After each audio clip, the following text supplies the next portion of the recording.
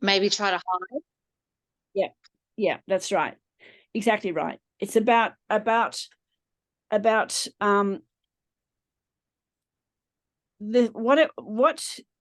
crux of this is our beliefs and our values, which is why I sent the paperwork. So what we believe and what is real is almost never the same. And we'll get into the reasons why that happens and how that happens throughout this session today.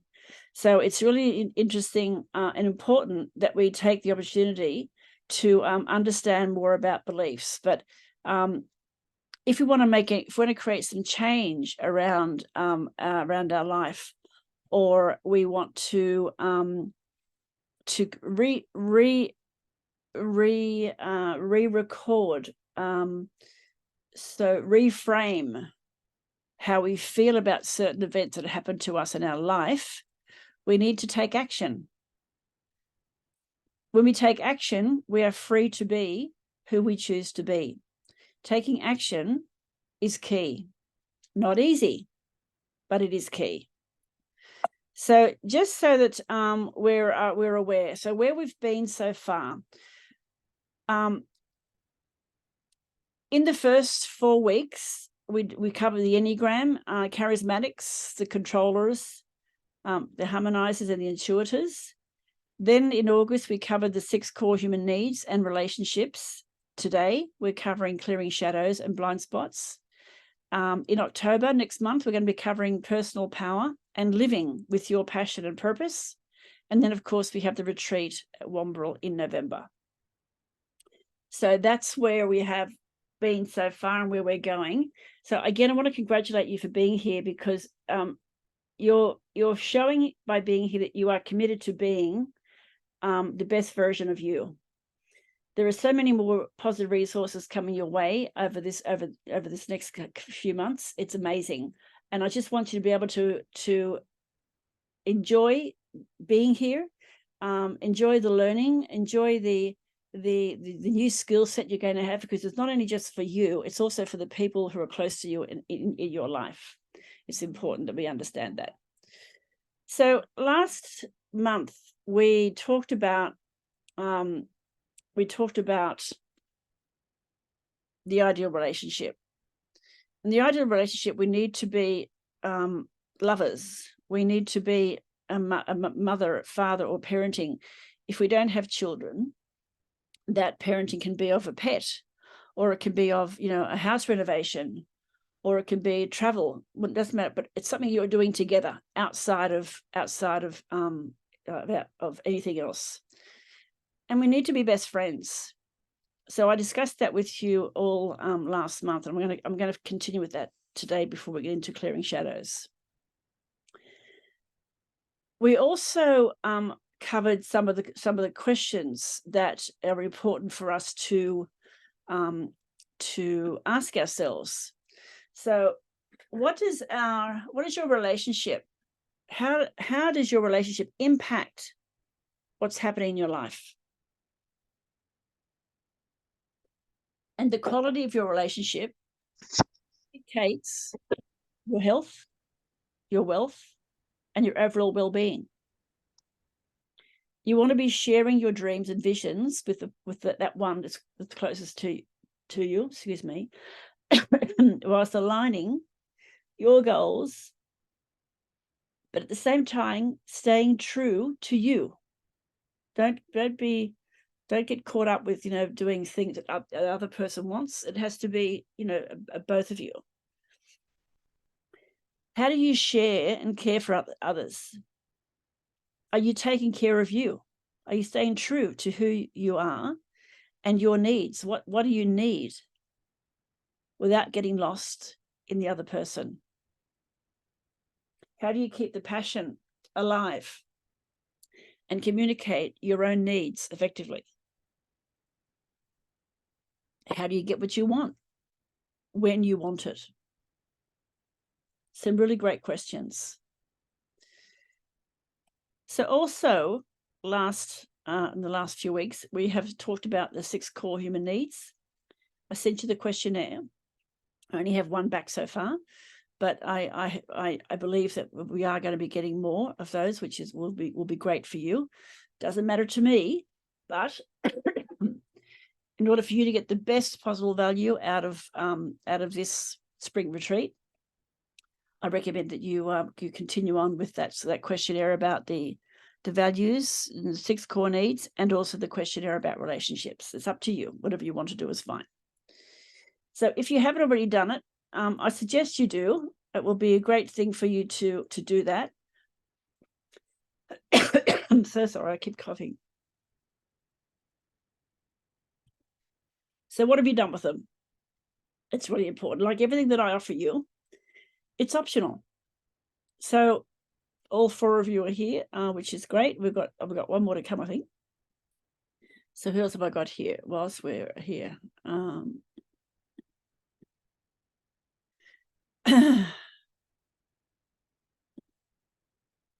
Lee's here. Well done, Lee. Thank you for being here. And I don't know who else is here. Anyway, I'll just keep going.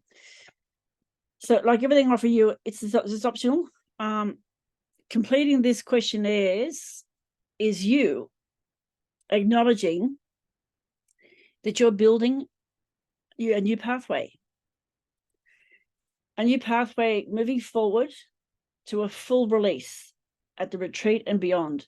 I want you to consider what you really want from your retreat. Know that everything you do from now on is you validating you and your commitment to self. If you want to move forward to a life that you want and so deserve, then this is the place to start. So let's talk very briefly about the 3 human dimensions: the body, mind, and spirit. Every physical action we take is a result of our thoughts, our emotions, and our beliefs. Often, our physical selves, our body, is trying to tell us something that we may not be aware of. With the mind, we know that the struggles we face in our lives, I need to tell you, they're illusions. They seem very real. They are nothing more than our own creations. And I'm going to explain that to you as time goes by. I'm going to repeat that. The struggles we face in our lives are illusions. They're not real. They feel very real, but they are your own creations based on your past life. Our minds are really powerful, and what we believe to be true becomes our reality. If we believe that we cannot achieve something, then we won't. But if we believe that anything is possible, then it is.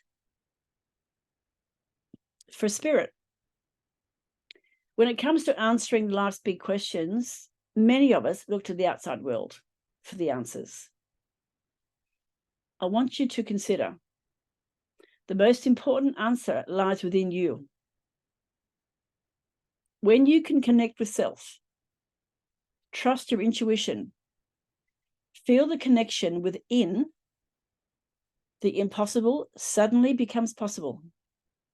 So by exploring your intuitive self, the spiritual dimension, we can access a deeper level of understanding and wisdom.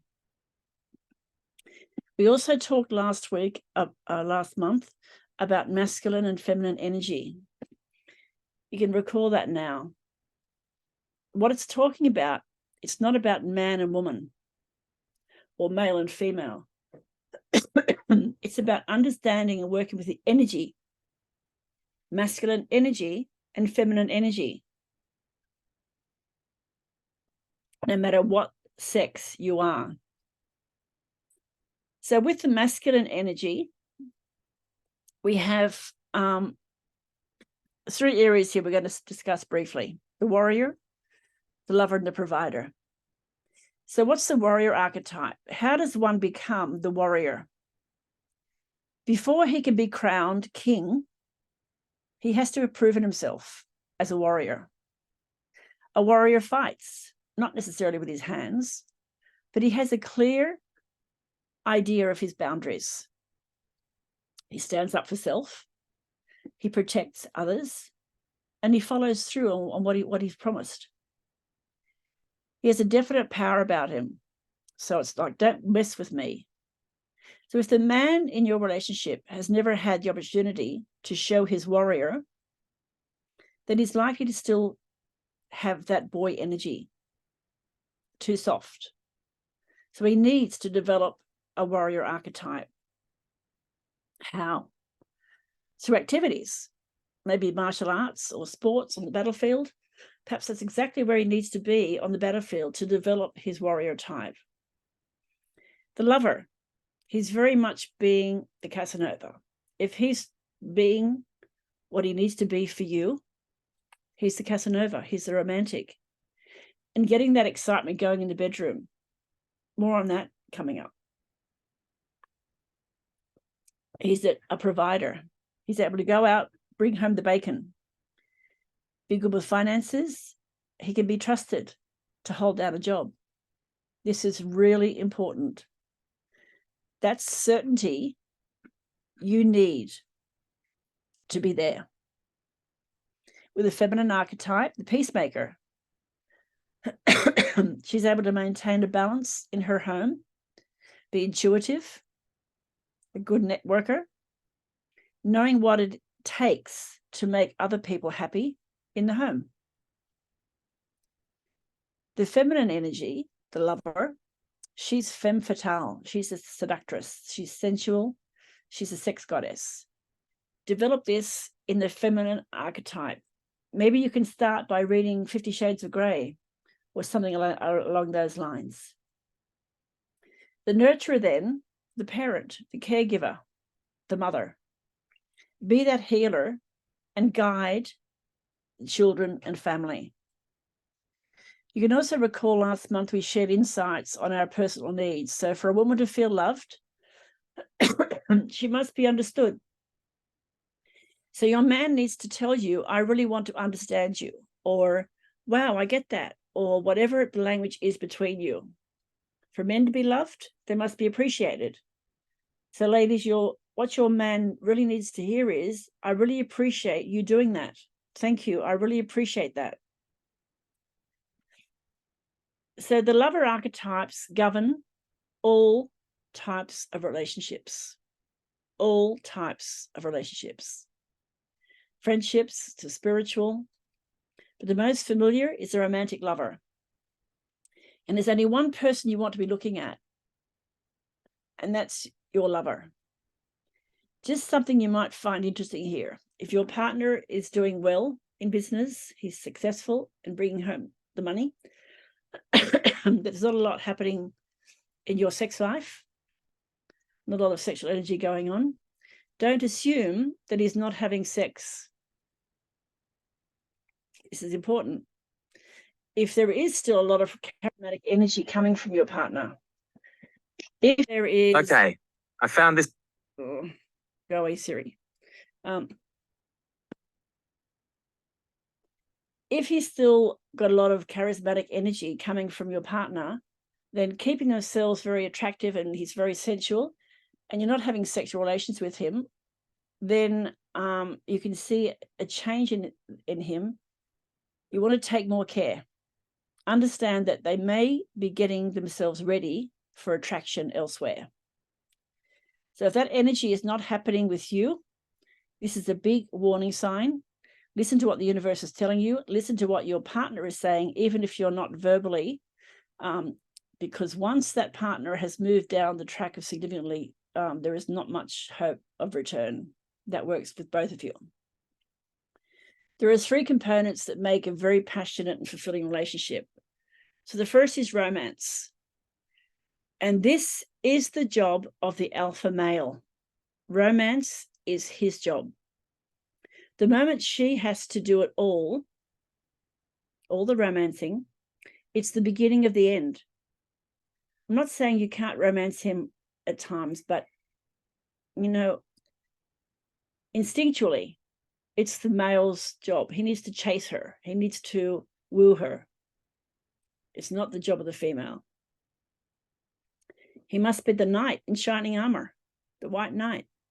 He needs to do romantic dinners, book weekends away, random flowers, leaving notes around, and making it beautiful.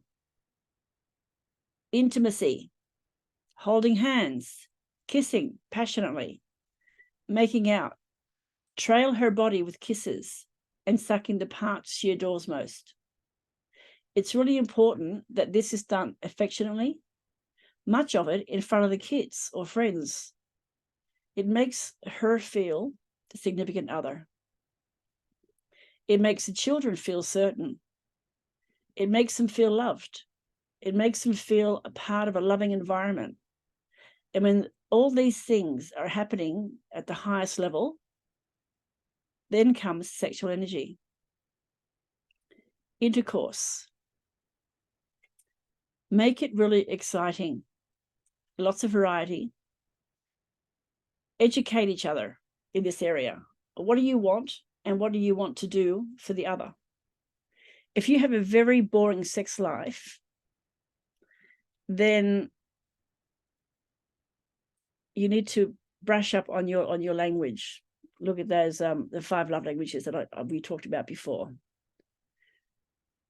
So what you want from her is more education in this area, and also what he wants is more education.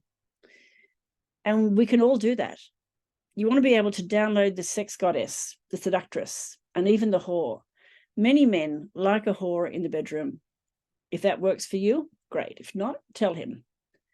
But bring it on, whatever works for both of you, and have lots of fun doing it. Be adventurous. In order for this to happen, there needs to be incredible trust between the couple. There is more adventure happening when she can really trust her partner. When you're communicating, when the relationship is going well, this is really pumping. When the relationship is not doing well, this is the first place to stop. The best friends archetype, have fun, play together. What can you do together that is fun and playful and creative? And when you're doing that, you have more things to talk about, apart from kids. The parent archetype, it's the caregiver, the provider, raising children, having pets or a business. The purpose of this is to take care of something outside of self, to give birth to something, to create a forest, to create a garden, a magic garden. So for lovers, it's parental love, protection and nurturing. The protector, he needs to be the king, the father, the leader, the power, the warrior, the judge, the policeman, the guardian, the protector.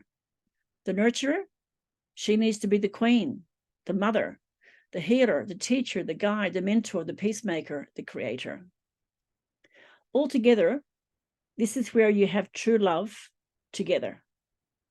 And when there are children, they feel safe and loved, and that's really important.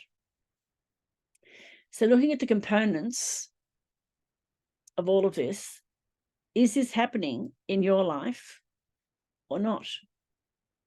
Remember, the most important relationship is a relationship between the couple or the marriage, not the children. I'm going to repeat that. The most important relationship is the relationship or the marriage. It's between the couple, not the children. The children grow up and they're going to go away. The relationship you want to keep on track with love and devotion, and that allows the children to feel safe. So let's delve into now a little bit of the clearing shadows and blind spots. So before we start clearing shadows and blind spots, you must first bring into your awareness your beliefs and explore their creation. Where did they come from? Beliefs, the quality of your life is in direct proportion to the amount of uncertainty or variety you can live with and play with.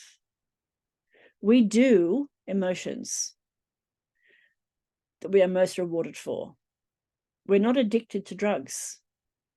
We're addicted to the problems.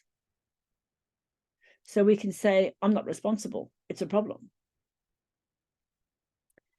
The very first question, most important question here, is, are you living above the line or living below the line? Do you take responsibility or do you shift responsibility for what's happening in your life? Are you blaming or accusing others for what's going on in your world? Or are you justifying or making excuses for why you cannot do, cannot be, and cannot have what you want? Great questions, huh? Defining moments. Defining moments are, these are things, events, situations that happen to us.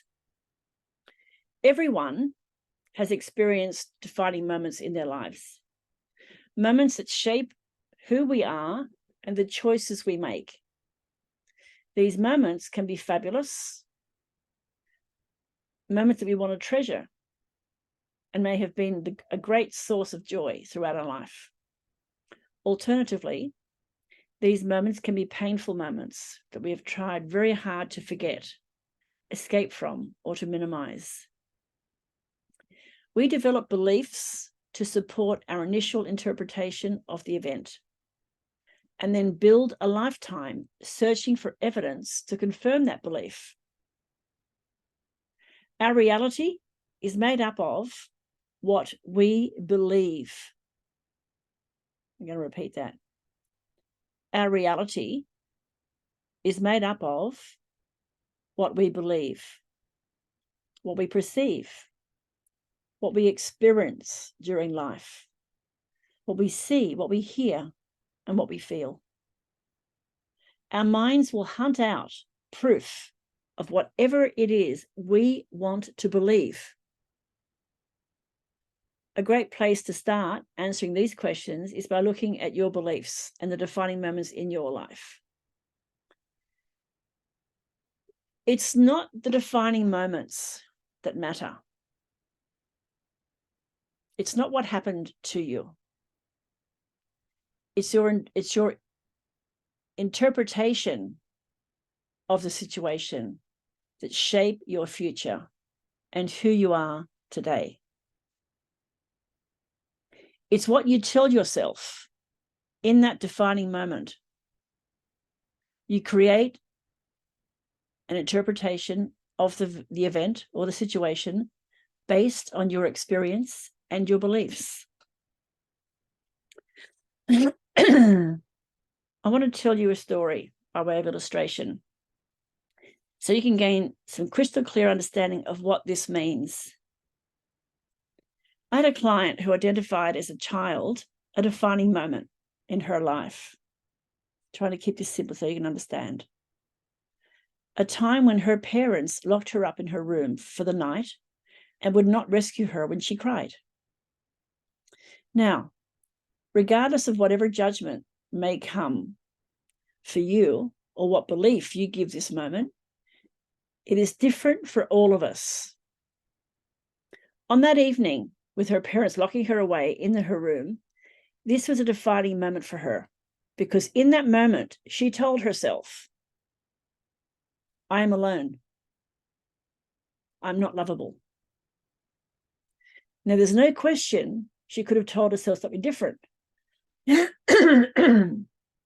She could have told herself, oh, I'll go to sleep then. It's okay. Or they'll be back. Or I forgive them. What happened is irrelevant. What matters is what she has been telling herself all her life since that event happened, now in her 50s. As a result of that event, the defining moment, she chose the belief, I will be alone. I will always be alone. I'm not worthy of love. As a consequence of that belief, she unconsciously sought out evidence or proof to confirm that this belief throughout her lifetime. She attached herself to unavailable men. had few friends, and worked in isolation.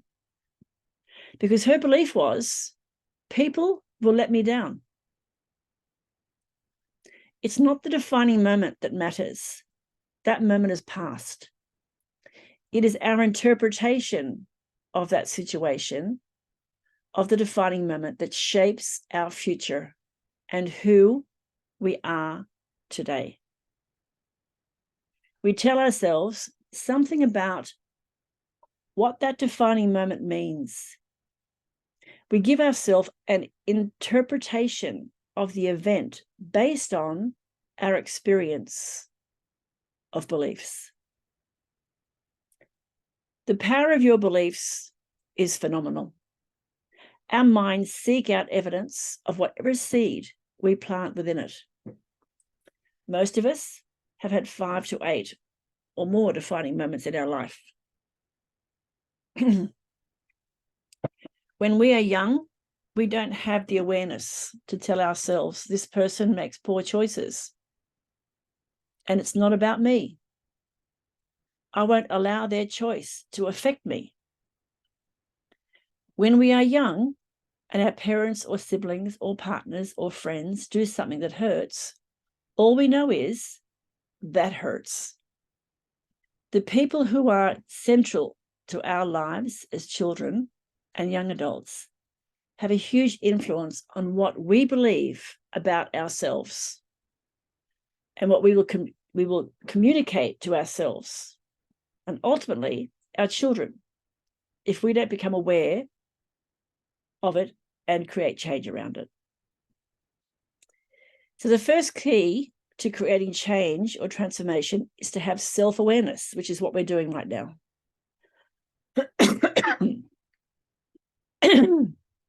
I'm just going to check this message. Okay. The second key is to know that how we defined ourselves as children is not how we have to define ourselves as adults. You are free to choose what you believe. With self-awareness comes tremendous empowerment. Our parents made mistakes. Yes. Jesus, they're human.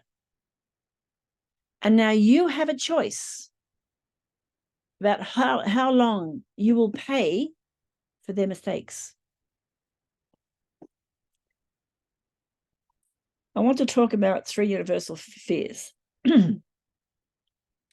Let's focus some time on that and understanding fear and where it's come from. One of the first things I want to ask you is, at cause or above the line, if you're there, all of the love-based emotions are at cause. So coming from love is joy, happiness, enthusiasm, passion, excitement, a sense of adventure. All of these examples are expressions of love. Abundance is also an expression of love. Scarcity, on the other hand, the flip to abundance is fear and scarcity. And it's below the line at effect. So yes, scarcity is actually a form of fear. When we have what's known as scarcity mentality around our health or around our energy or around a core relationship or scarcity around money or any of these things, it's a fear-based expression. Now, at the weekend retreat, you have the opportunity to do some deep sea diving around this. At the retreat, you have the opportunity to experience living at cause and not at effect. There are 2 primordial emotions in life. Primordial, it just means that from the beginning of time. So from the beginning of time, these emotions have always been there. Love and fear. You need to understand that every expression of emotion is either an expression of fear a cry for help, or is it an expression of love?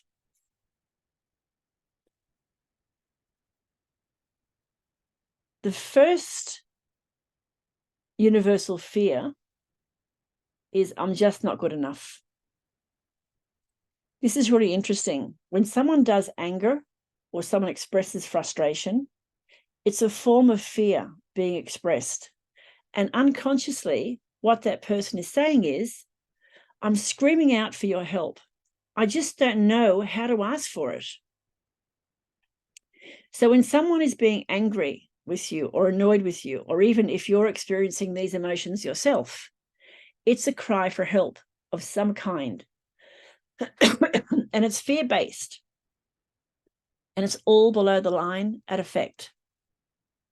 At the end of the day, every human being, regardless of how uniquely they express their fears, we are all actually afraid of the same things. And when we realize that we're not alone, these universal fears are experienced by all, then all of a sudden, we don't feel as alone anymore.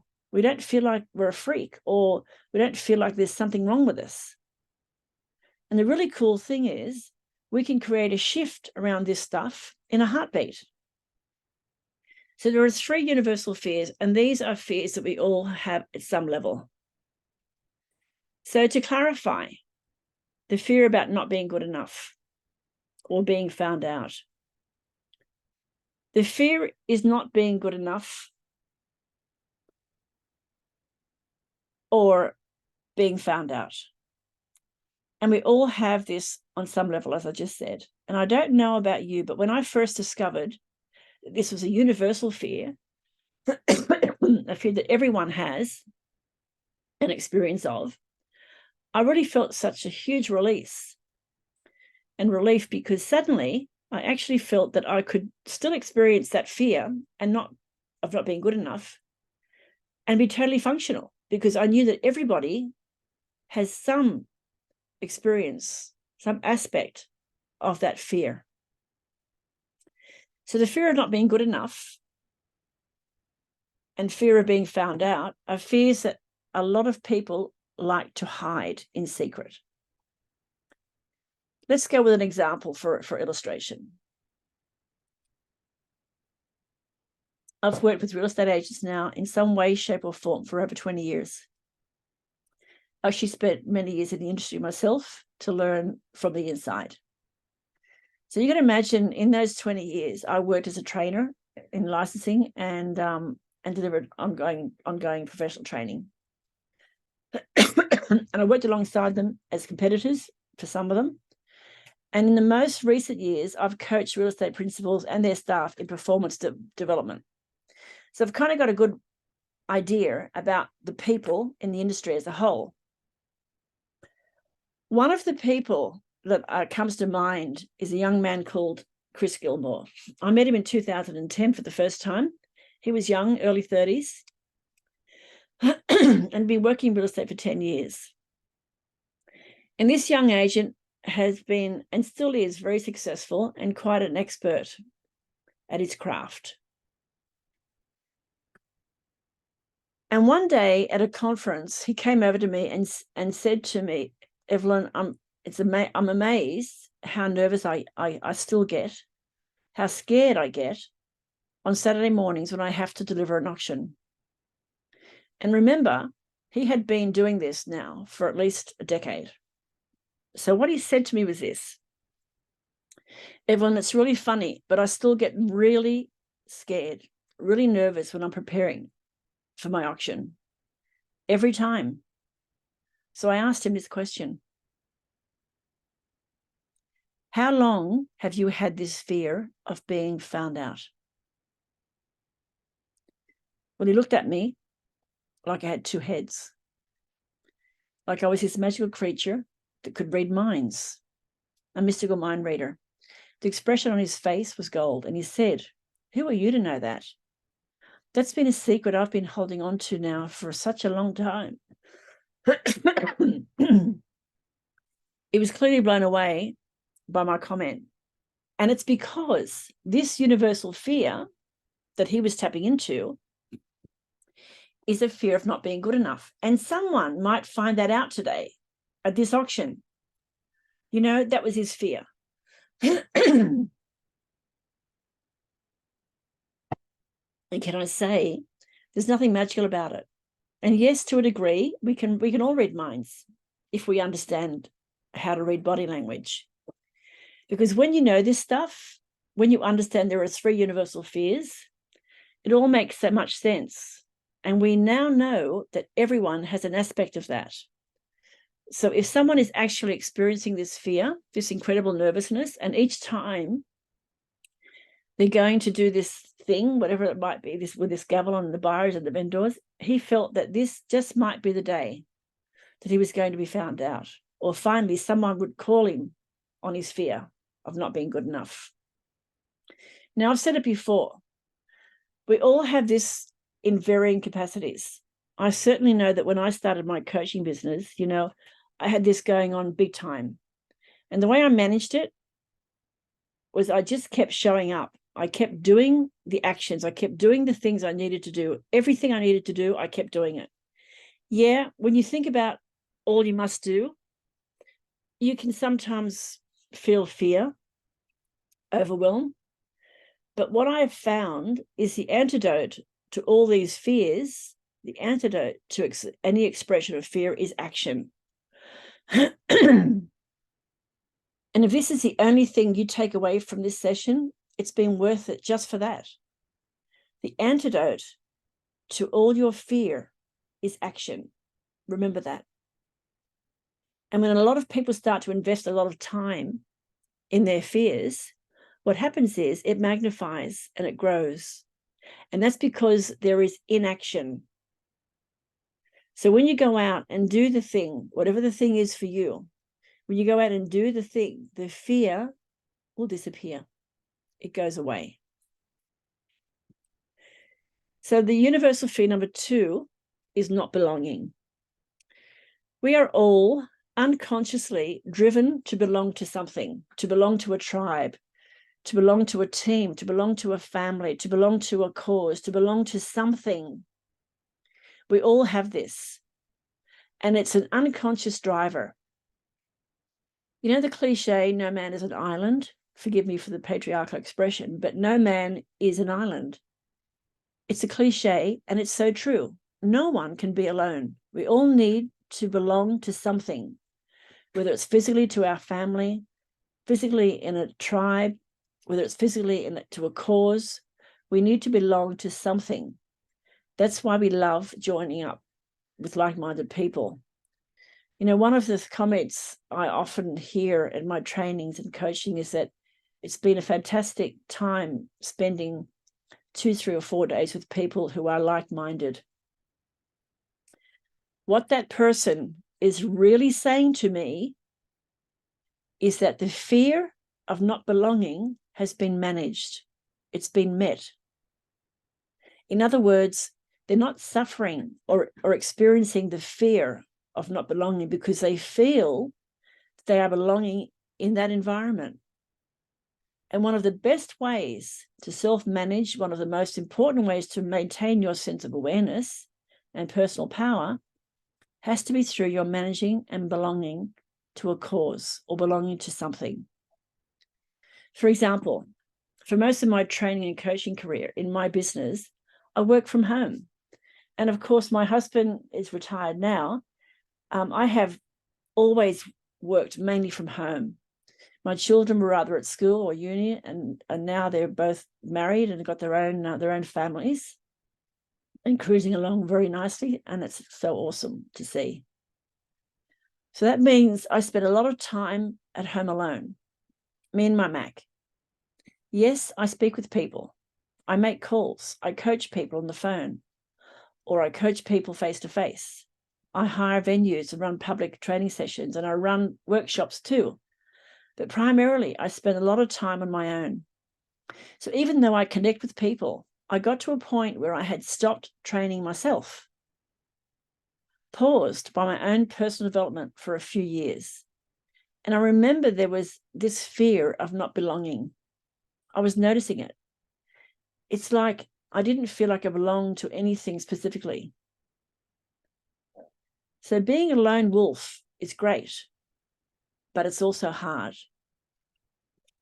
Outside my family, of course, who I always feel like I belonged, I didn't seem to belong.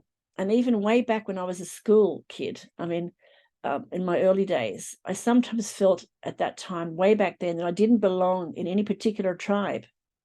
And I remember a couple of things I did, which was started to subscribe to various online forums and groups, and I joined the gym. And there was a particular activity that I like, and that is meeting regularly, and it's such a supportive environment. It's pretty much the same with people.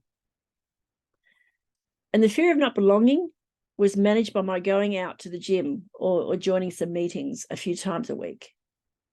And I always use a calendar now, so it's stamped into my diary, it's stamped into my brain, ongoing. So I had something to belong to. You can see now that all of us have this, and that can be expressed, of course, through a sense of belonging to family, but sometimes belonging to one tribe might not be enough. You might need to belong to a number of tribes.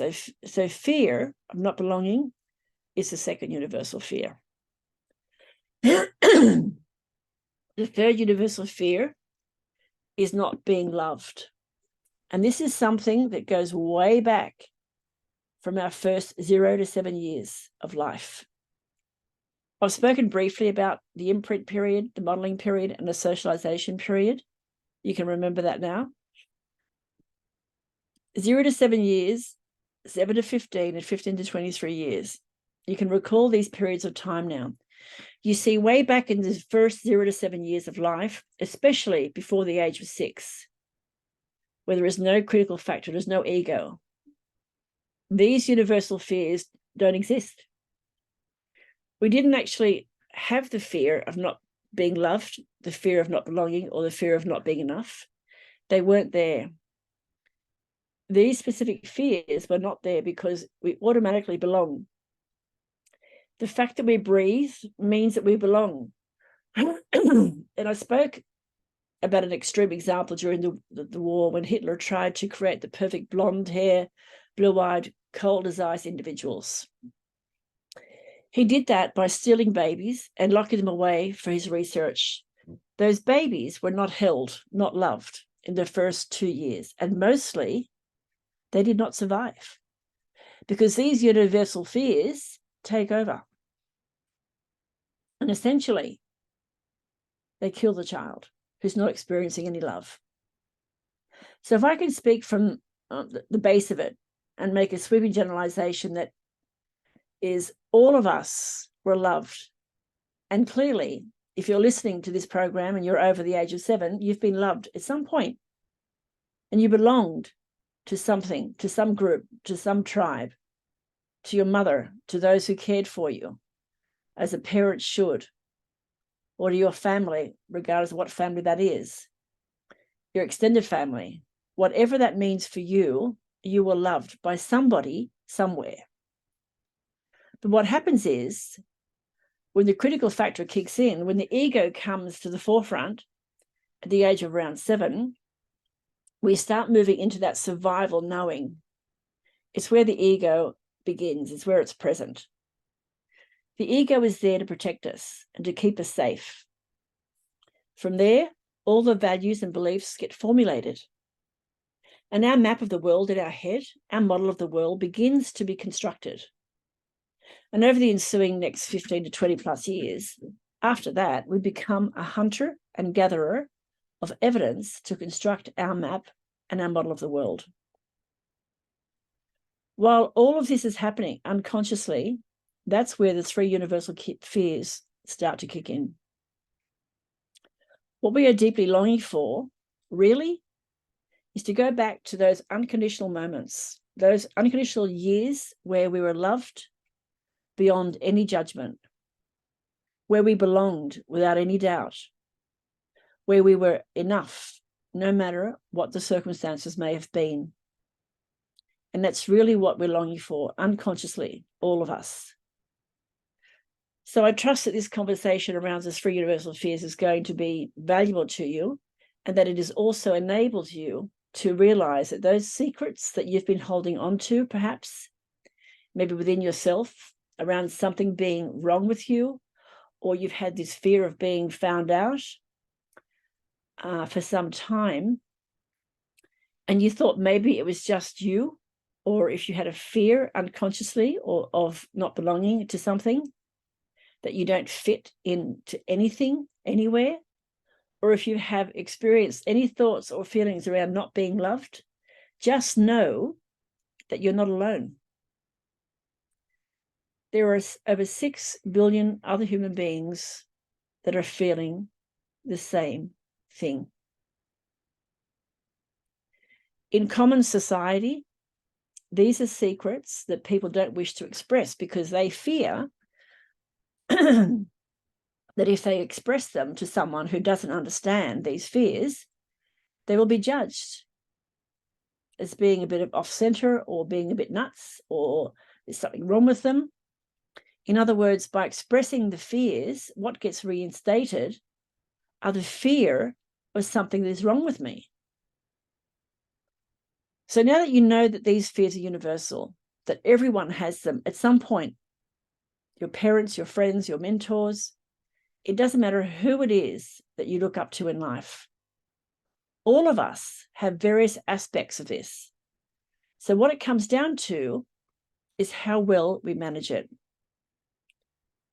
When you can combine all the knowledge around this, then you're equipped, you're armed immediately, instantaneously with the skill set in a heartbeat to manage your fears. So remember, the antidote to fear is action.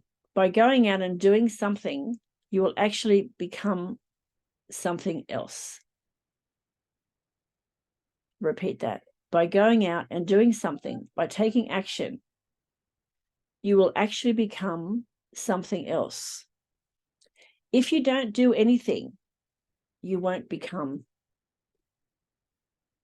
So I trust this is a conversation around the 3 universal fears has been not only interesting for you, but also very useful for you. Something that you can pass on, take away with you, and immediately pass on to those who are close to you in your life, the ones that you love, and who are perhaps open to a conversation with you around this.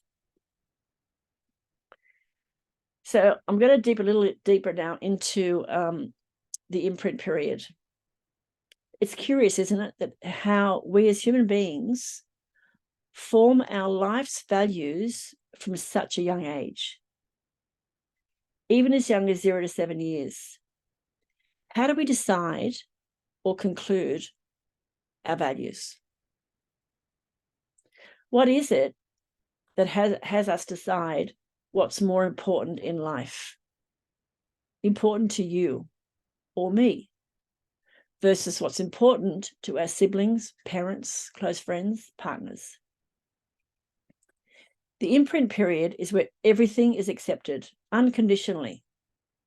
And within that period of 0 to 7, the first 2 years is all about certainty, the need of love. And need of certainty and love in those first years is very important. As we move into the ages of 3 to 4, it becomes clearly about power and creating power and knowing what boundaries can be crossed and what boundaries can't be crossed. Regardless of what your adult perceptions are or what they tell you, I want you to do something for me right now, something fun. Put on your cap of a 3 or 4-year-old. As we continue here, I want you to stay open, judgment-free. Whatever comes your way, don't judge it. Be open to it. Let's try that on right now. Put your 3 or 4-year-old cap on. Let's try that right now. I have my 3-year-old cap on when I tell you this story. One of the reasons why Michael Jackson, love him or hate him, the reason why he loved being with kids, why he was drawn so much to children under the age of 7, was because these were the only human beings left on the planet that had no opinion of him, didn't know who he was, and had no judgment on him. And if you, just for a nanosecond, can put yourself in his shoes. Not an easy thing to do, but try it on. Imagine what it would have been like to be him, where you are known almost by the population of the entire planet, in the Western society at least. And wherever you go, you've got screaming fans. I mean, if the only people in this world you can be with is a 3 or 4-year-old who doesn't have an opinion on you, who doesn't care for what you are, who you are, doesn't have a judgment, doesn't want you for any other reason than to just be, you can appreciate why he would be attracted to being with children at that age. I think it's really sad how all that happened in the end, of course, but that's a whole other story. We're not going to go there right now. So moving on to the age of 5 to 7. From the age of 5 to 7 and a little bit beyond, it becomes about self-worth and our worthiness now, and a sense of self-esteem begins to develop based on our experiences and the meaning we put on our life, on our experiences of life at that age. As we approach 6, even 7, we start moving to the age of the truth, where we are ready to hear that Santa doesn't exist. We want to hear that. We want to know the truth. We don't want to be lied to about our environment.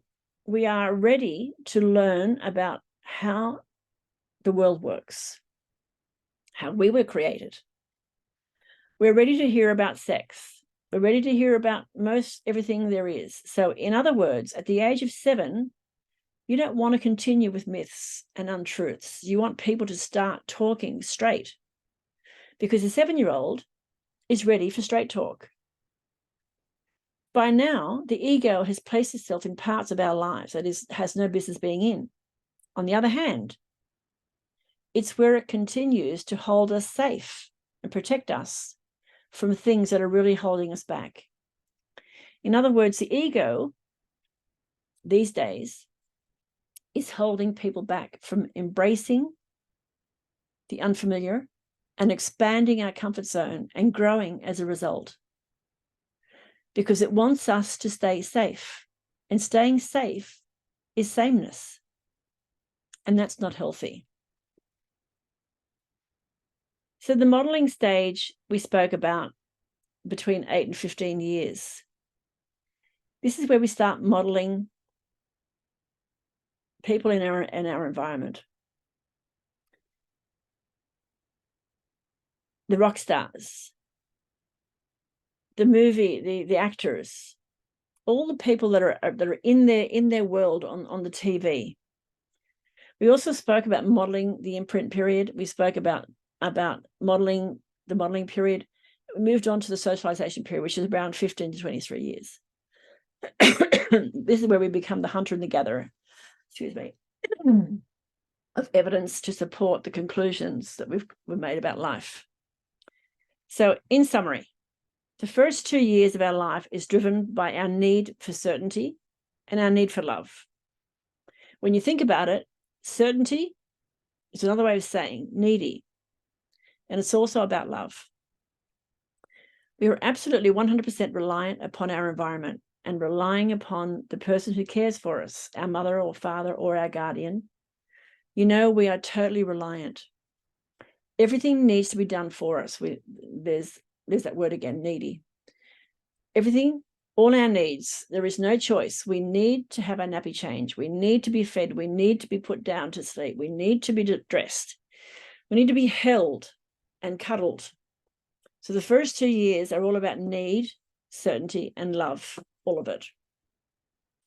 Moving on to beyond 2, the age of 2 or 3, the theme changes. It becomes more about power. For those of you who are parents and listening to this, you'll notice something. Those who have parenting experience, you will be listening to this and knowing with smiles on your face, because heading into the 3s and 4s, the child starts to test their boundaries. I have 2 children myself. My son is now 38 and he's got his own 2 toddlers. And my daughter's now 33 and now has a 1.5-year-old baby. They are certainly totally different, all of them. And I remember, especially my daughter at around 2 to 3 years, and 3 and 4, I remember really vividly that she was always testing boundaries. Oh my goodness, testing the limits. She was really curious. I mean, really, really curious about the boundaries. I'm not sure if you can relate to this, and you know you can, because I'm sure that you can. You all have children. She really pushed it to see how far she could get. She quickly found out she could get far further with her father than with her mother. And this practice for children goes a long way in formulating their values. Those boundaries that we set for our children at that early age goes a long way for them to formulate their own values and beliefs about moving forward in life. So we have a huge influence on them. So you'll notice I said formulate their values. And the reason is each child may be brought up in the same household, same parents, same rules, even if there are twins. Everything is exactly the same in regard to their environment and where the lines are drawn. The rules about what they can get away with might be identical, but the human mind is really quite amazing, because each child will still formulate their own thoughts, their own beliefs, and usually different values around them and their upbringing. So the key thing that you need to learn here is, even though I'm giving you the structure of how it is with human psyche and how human psyche creates beliefs and how we become the way we are, know that all of us can be exposed to identical environments and yet turn out totally different. I can remember a story about twin boys that grew up in a household with an abusive father. Those twins at 30 were interviewed separately. They both lived different lives, lived in different parts of the country even, and grew up to be pole opposites of each other. You may have heard similar stories. A story like that is exactly what I'm talking about here. Environments are identical, but they turned out totally different. Their values and beliefs differ immensely, and they grew up to be individuals with totally different outlooks on life. So from the age of 2 to 3 and even 4, it's all about power. It's about testing power, and it's about seeing what it is they can get away with or not. So briefly moving forward towards kids of 4 and 5, a child adopts a new theme at this age, and that theme is worthiness, self-worth. What happens to us at around 5 really does have an impact on our self-worth. I'm going to make it really easy for you to understand. How do the actions or non-actions of others impact us at the age of 5? It's by reward or punishment. In other words, we often reward our children. I'm not talking about literal rewards such as lollies and cake, etc. What I mean by reward is who we are. Taking it deeper, by reward, I mean giving your child a loving smile just because they entered the room. That's reward. That's giving them love versus ignoring the child when they walk into the room. Because ignoring the child is an act or a form of punishment. Not to be confused by punishment by hitting, which some people still might do. I'm talking about something as simple as ignoring your child. And there are many ways that we can withdraw our love, only one of which is to ignore them. The point I'm making here is at the age of 5, we can experience love with a simple smile, or we can feel the withdrawal of love by being ignored. And that goes a long way towards the level of self-worth felt by a child. So what we're really saying here is at the age of 5, our self-esteem is being developed. Going beyond that age, onto 6 and 7 years, our esteem continues to develop. The age of 5 to 7 is a really sensitive time, and it's a time when self-esteem is being developed, and it's when we are starting to formulate opinions about ourselves. Our sense of self-worth is forming for life at this young age. Moving on to the 7-year-olds, this is pivotal. It's a time in life, it's really important because at the age of 7, we start to approach the time of truth. At the age of 7, we're ready to hear that Santa doesn't exist. At the age of 7, we're ready to hear that the Easter Bunny is an urban myth. Now, we are ready to hear that it's not a tooth fairy that places the coin under our pillow when we lose our tooth. At the age of 7, we're ready for the truth. Having said that, just because we are ready for the truth doesn't mean it doesn't hurt us. It can hit us hard when we do find that Santa and the Easter Bunny don't really exist. I remember it vividly when I told my son that Santa doesn't really exist, and that Santa is a beautiful fantasy we share with children.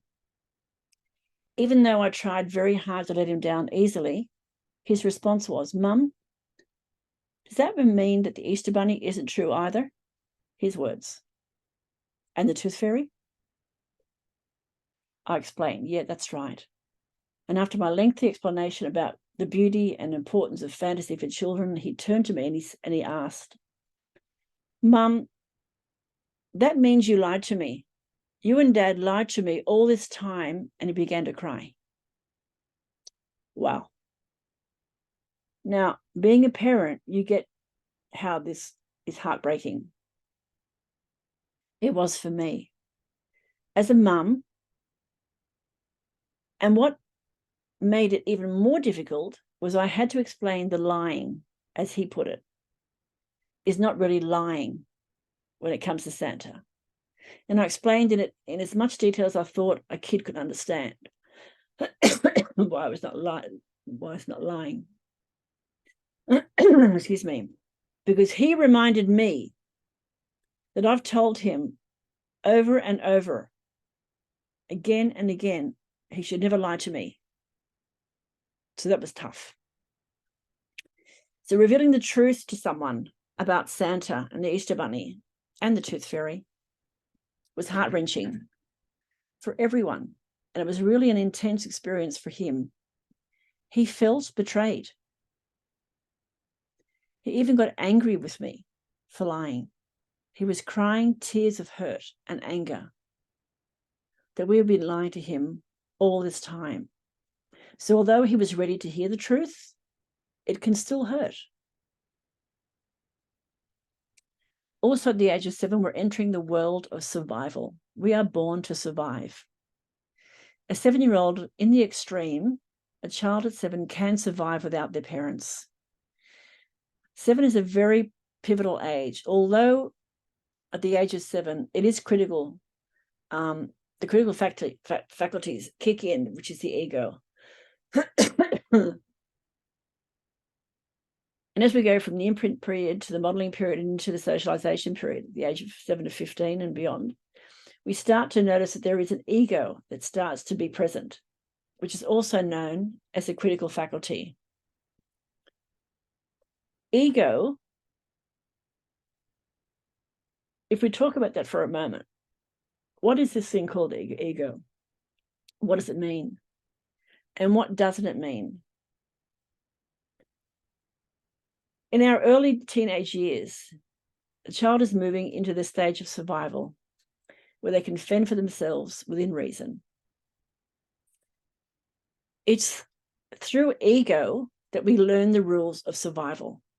What I mean by that, the rules of survival, is we learn about the fundamental laws, like the law of gravity, and we only need to burn our finger once in a naked flame or over a hot iron to know we don't do it again unless we want to get burnt. So in other words, that ego is purely a mechanism that's designed to keep us alive, keep us safe.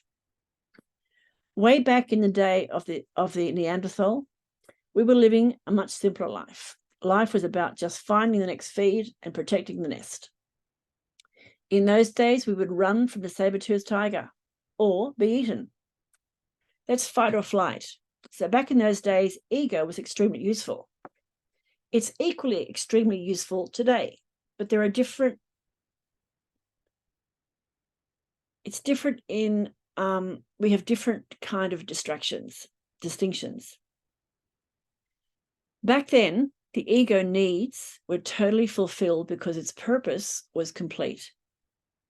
It was there to alert us of danger, and it kicks in the flight or fight mode, which is the biological reaction to danger. When this happens, there is a certain chemical that kicks into our system so we can sprint or run away as fast as possible in order to survive, to be alive, to stay alive, to be protected, to remain safe. That's a predominant feature and benefit and purpose of the existence of the ego, and it starts at around 7. It's curious because these days, the ego is often misunderstood. Why? Because these days, ego is much more than running away from a saber-toothed tiger.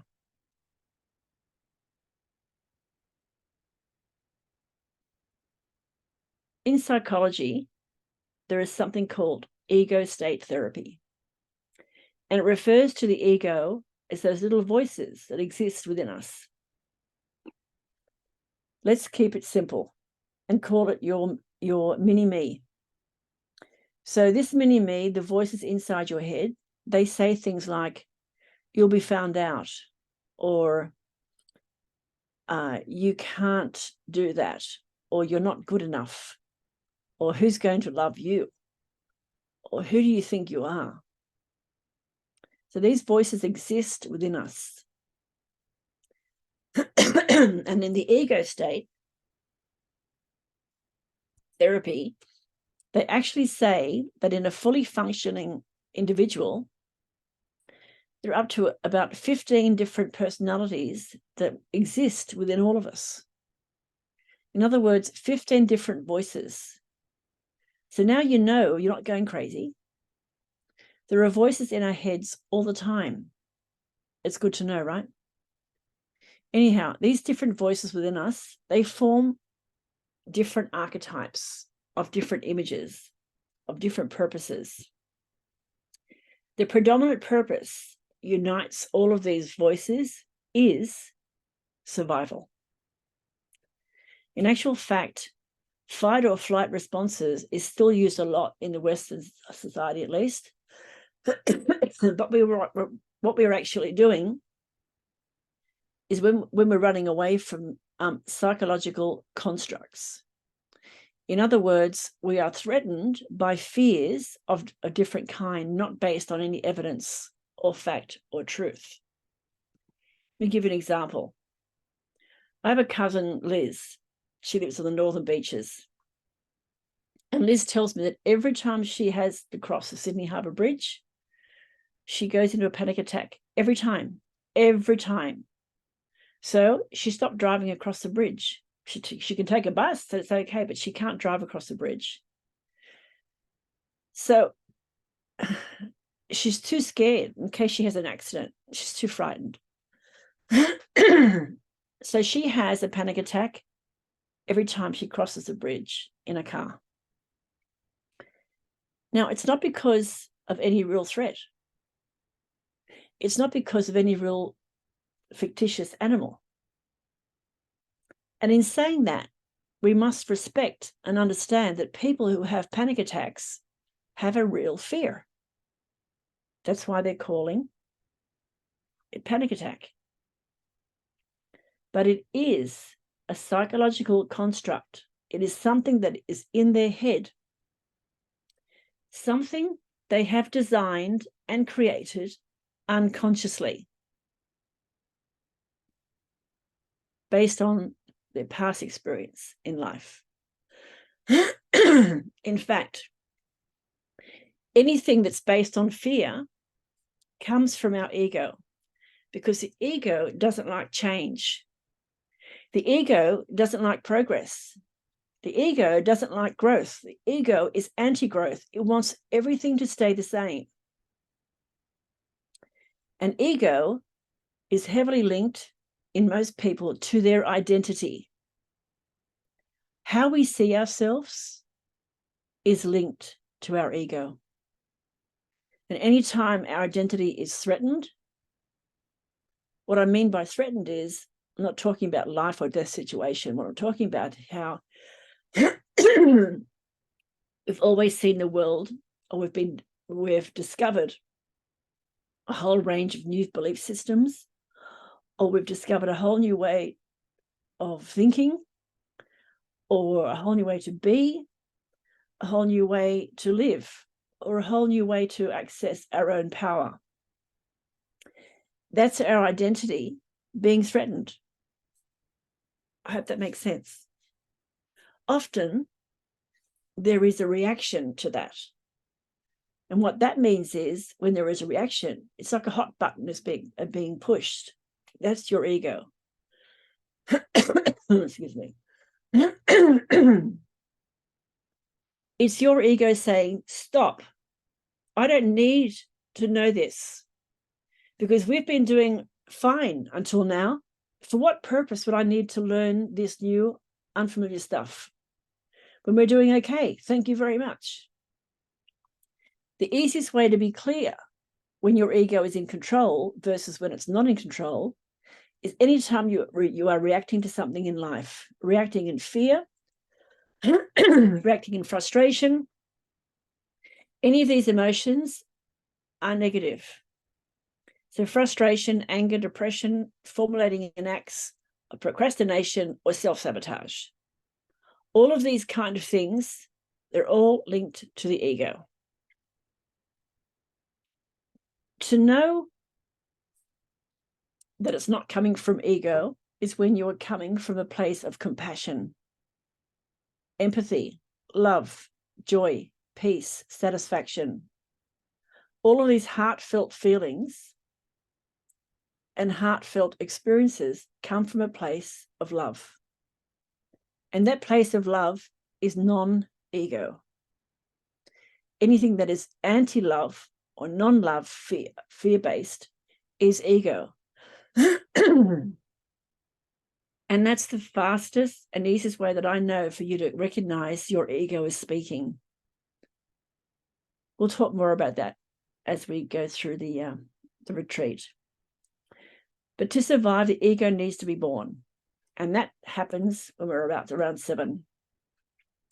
We make the same mistakes, because if we continue making the same mistakes, it means that we're not progressing. We're not changing.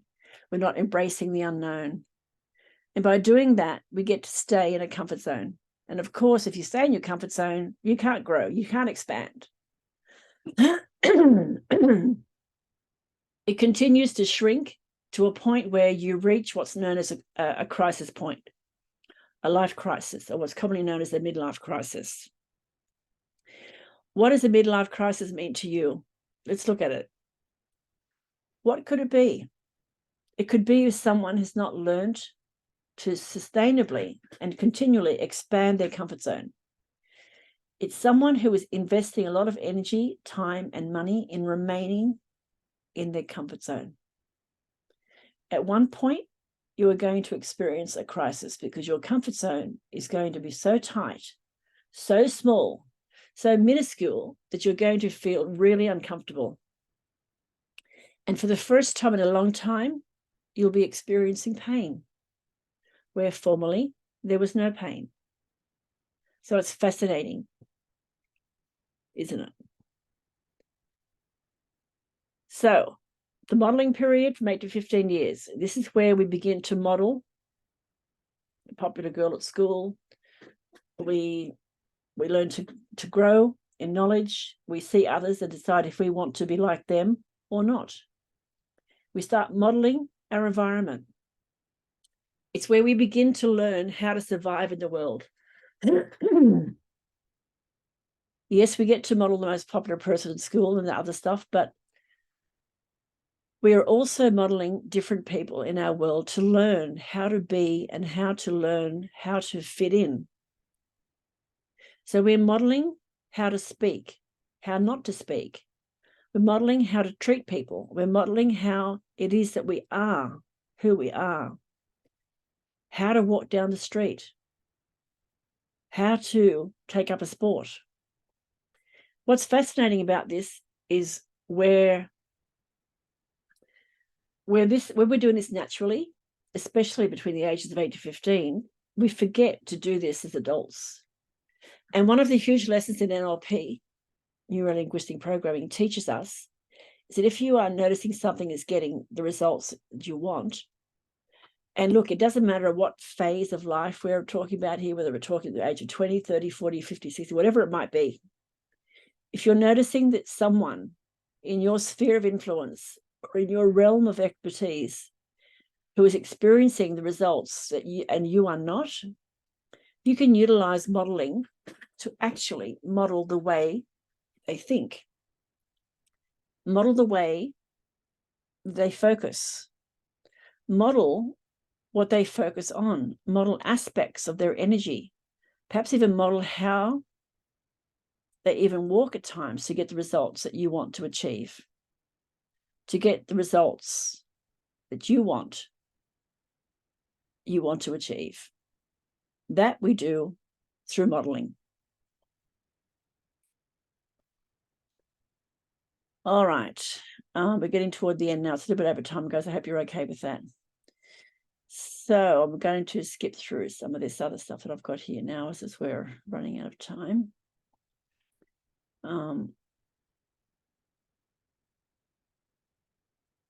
this one's important. So from the age of 15 to 23 and beyond, we're moving into the phase known as socialization.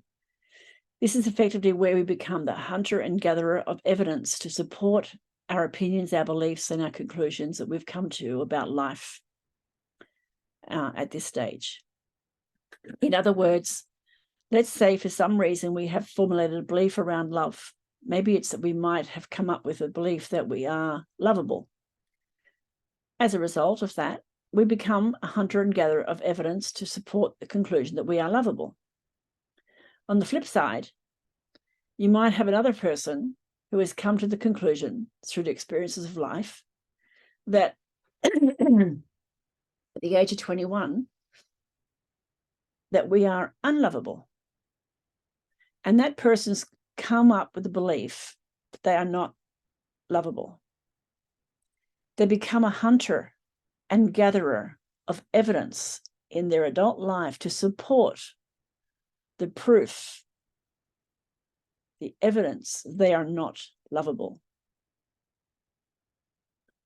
I'm going to give you some more on the science of human behavior in terms of how that actually happens. But before I do, I want to share how important it is. What I have just shared with you is this. We become a hunter and gatherer of proof. Proof that what we believe, what we have created as our belief, is true. We go searching for that validation that we are unlovable or that we are lovable. And we come to the sweeping conclusion that's just how life is. For example, I mentioned before I worked with real estate agents for over 20 years. I've trained a lot of agents and I've also consulted to them in their business. So I've got a pretty good idea of how the industry works. And a lot of the time I get asked the question, Evelyn, tell me how many people have done this course and started working in the industry and have not succeeded, bailed out or shut their doors? Or how many people have done this course and succeeded? Well, the stats on that is this. It was reported by the Australian Financial Review in 2011 that during 2010, we had 10,000 agents leave the industry. here in Australia. And that's happening again now over the last 2 to 3 years, the same thing. That's about 1 in 6 have abandoned their profession. But official stats to the side, please put the stats to the side.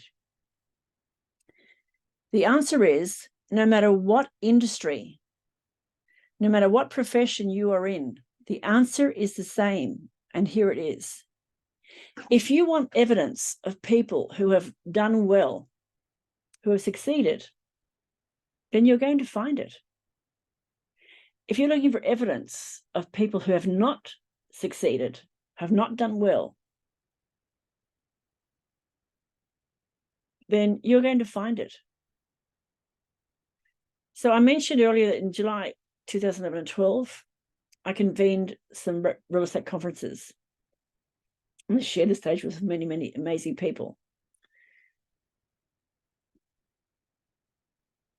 Those people at that time were in the worst, what was, according to Financial Review, the worst time in real estate for decades. Yet the people I know at that conference were excelling. They made more money than they've made in the past 10 years. In the reportedly worst time in the industry. John McGrath, at that time in 2012, he announced at the conference that he has his first office in Queensland. He now has more than 36 offices. So, as I said earlier, whatever evidence you are looking for, you will find. I guarantee it, 100%. So, all the evidence we need for anything is present in our environment. What it comes down to is what you do, what you want to focus on. Do you want to focus on the evidence that supports your conclusion about something? Or do you want evidence that doesn't support the conclusion that you have about something? All right. Some people say life sucks and then you die. Well, if that's what you want to live your life like, that's a perfect way of thinking. However, if you prefer to believe that you are totally capable, absolutely lovable, and are a huge success, then that is what you will create. I want you to hang in here because this part now is important for you to understand. Our beliefs, what we perceive, is what we project. So perception is projection. Our beliefs govern how we perceive the world. Our beliefs are feelings of certainty about what something means. Our beliefs create our world. Every belief is made up. If beliefs are not reality, why not make up beliefs that will support us, nurture us, and create ideal lives? Beliefs are based on past experiences, 0 to 7, 7 to 15, and 15 to 23 and beyond. Beliefs are based on our past experience in life, in this life. Those beliefs can either take us forward or hold us back. They are judgments about competencies, worthiness, acceptability, strengths, weaknesses. The meaning we give our lives and the world around us is directly linked to the beliefs that we have held onto. Even when the beliefs that do not support us, we still do it. We behave in a certain way as a result of our beliefs, and based on this, we send out messages to the world. So we spoke about the Enneagram over the last month or so. I just want to reflect for a moment on the earlier webinars, and you can remember we went through a rather extensive overview of the Enneagram, and most of you have done your Enneagram survey, which is fantastic, because that way you're beginning to understand the people's psychology. You were recently introduced to the DISC profiling and relationship questionnaire. All of these amazing resources are leading you to enlightenment of who you are and why you do what you do. More specifically, human behavior is key to understand and embracing the path of knowledge with open arms. It will allow you to dig deeper into now and on towards your future. So NLP is how we're going to connect during our coaching sessions. We have been connecting using NLP, and we will continue to do so. We want to use the language of the mind to consistently achieve our specific and desired outcomes. NLP is modeling excellence to improve your results. So, neuro-linguistic programming. Neuro, because our experiences, both conscious and unconscious, are derived through and from our senses and our central nervous system. Linguistic is because our mental processes are also coded like a computer. Our brain is like a computer, organizes the beliefs, the meanings, the experiences, and the transformed through language. Programming is because people interact as a system. It means our experience and communication are composed of sequences of patterns or programs. So a simple definition, or a few different simple definitions of NLP is a method of modeling success, modeling excellence. It's the language of the mind. So you can consistently achieve your desired outcomes. Whatever the definition makes sense to you is perfect. NLP is modeling excellence. It's having the ability to access the language of your mind to achieve your desired outcomes. It may sound complex, but it's really very simple. And I find it absolutely amazing, fascinating, and the speed of which you can create change in self and in others through the world of NLP. It's really amazing what you can do when you're ready. People hold on to stuff for years, some for a lifetime. And yet with NLP, in most cases, it takes just minutes to help someone release negative emotions and redefine their limiting beliefs. Things they've been holding on to for many years are zapped in an instant. So clearing shadows and blind spots means restructuring the neural pathways using NLP. So it's really, really important that we understand this. The form of coaching that I use is called NLP, and it's a science. Okay, it's based on, it's science-based. Excuse me, and it's proven. I want to speak very, very quickly on quantum physics. Quantum physics is a branch of science that deals with discrete, indivisible units of energy called quanta. Stay with me here. You can look it up in Google later on, but here's my take on it. Quantum physics contains many clues as to the fundamental nature of the universe and is more important than even relativity in the grand scheme of things. What it really describes is the nature of the universe as being much different than the world we see. Now, I've got to tell you that, quantum physics is mostly way beyond my comprehension, like way beyond. So let me try and explain it to you how it was explained to me. We live in a super pure potentiality. And living in a super pure potentiality means that in all the empty space around us, in the room you're already sitting in right now, all that empty space, that invisible space around us, everything exists. What do I mean? In this very moment, all of the radio stations are playing. All of the channels on the TV are playing. All of the songs and all of the talkbacks is existing in this room right now.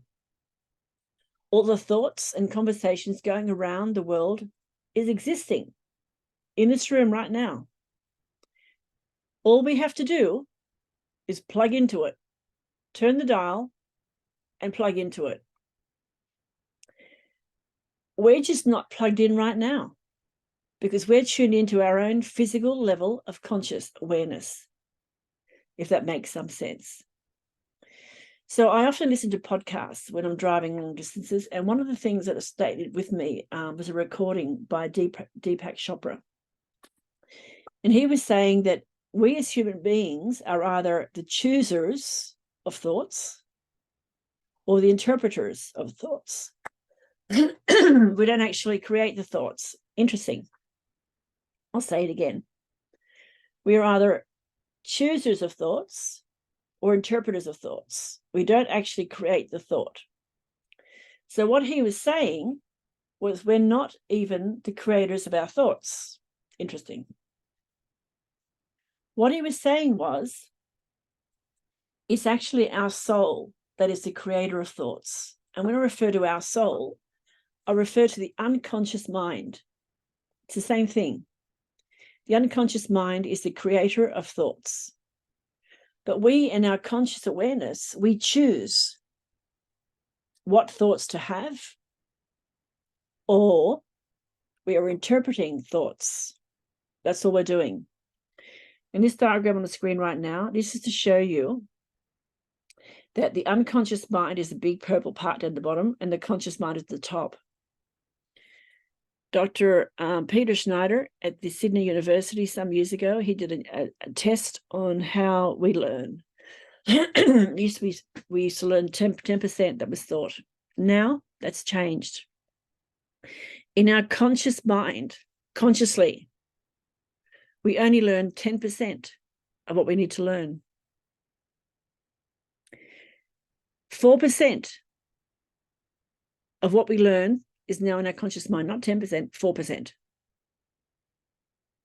What that means is what we learn in our unconscious is 96%. What we learn at an unconscious level, we will learn 96%. If you think about it consciously, you're only learning 4%. I'll discuss more about that as we go through the event. So, wrapping up, NLP is what we're going to be working with throughout the next couple of months. NLP is it creates a strong practical foundation for creating change and your transformation as an individual. There is a higher level which is more abstract and has higher truths in the hierarchy, and NLP, which is archetypal coaching, which I will also introduce to you at the retreat. Archetypal coaching is about understanding and mastering the invisible forces that shape our desires and our behavior. Sorry. It gives us access to pure symbols, symbolic, that speak to us in a multidimensional way, helping us to create wisdom and understanding.